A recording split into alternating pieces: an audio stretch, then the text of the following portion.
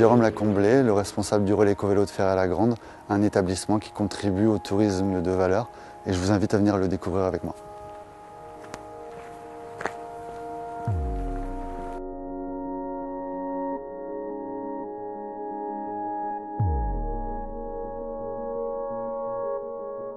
Le relais éco-vélo a été inauguré en 2009. Il accueillait autrefois des voyageurs en train et depuis peu, il accueille des randonneurs de tout type, donc pédestres, équestres et cyclistes. Nous nous situons au pied d'une voie verte qui est une ancienne voie ferrée qui a été transformée en chemin de randonnée. Ça permet de pouvoir découvrir un territoire dans un autre mode de fonctionnement que la voiture, à savoir le déplacement doux. Les gens empruntent la voie verte soit à l'aller, soit au retour, mais peuvent sortir, découvrir le bocage qui est vallonné, donc les vététistes se font plaisir, mais aussi typique avec des petits villages, donc les touristes s'y retrouvent aussi.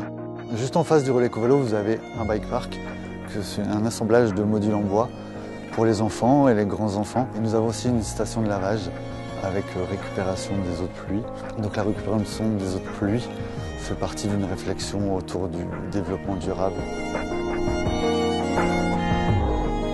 Nous sommes ici dans l'ancienne salle des pas perdus, donc là où les voyageurs venaient composter et acheter leur billet de train, qui a été transformée en salle de convivialité avec un coin restauration réunion et un coin repos. Cette salle de convivialité sert à accueillir les clients, que ce soit des clients qui veulent des renseignements touristiques, mais aussi pour accueillir les gens qui viennent sur plusieurs jours, puisque nous avons un service hébergement.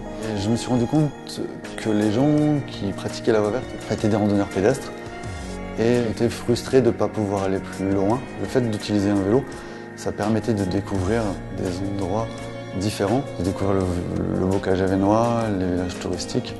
Et je pense que le fait d'avoir des vélos à disposition des clients, que ce soit en location ou en prêt, n'est pas un investissement très coûteux et amplifie la qualité des services déjà proposés.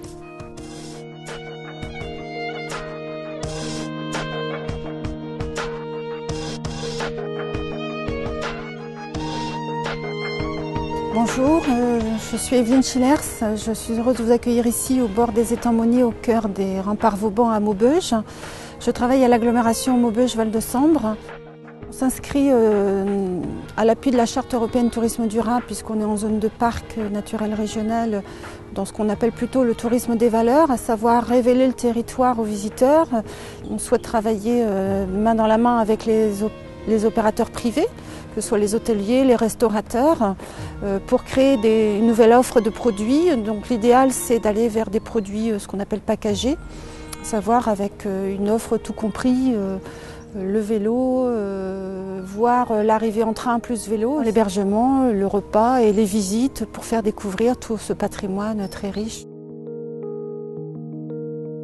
Je travaille plus particulièrement en ce moment sur le programme des véloroutes voies vertes, qui est un programme qui vise à créer des liaisons cyclistes sécurisées pour les visiteurs. On s'ouvre à une nouvelle clientèle nord-européenne, allemande, belge, hollandaise, qui sont très friandes du tourisme à vélo. Il faut vraiment s'adapter aux attentes de cette clientèle, être très à l'écoute.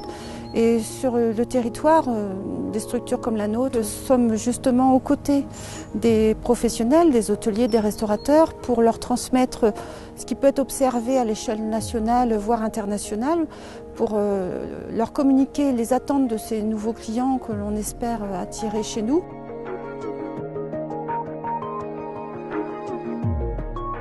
Sur nos territoires, il est très important que l'ensemble des professionnels du tourisme travaillent main dans la main pour transmettre ce tourisme des valeurs, proposer à nos visiteurs le meilleur accueil qu'il soit, pour leur faire découvrir toutes nos richesses et en final que ce soit la satisfaction du client qui soit notre mot d'ordre commun pour avoir des retombées économiques sur nos territoires et que les populations soient également fières de leur territoire.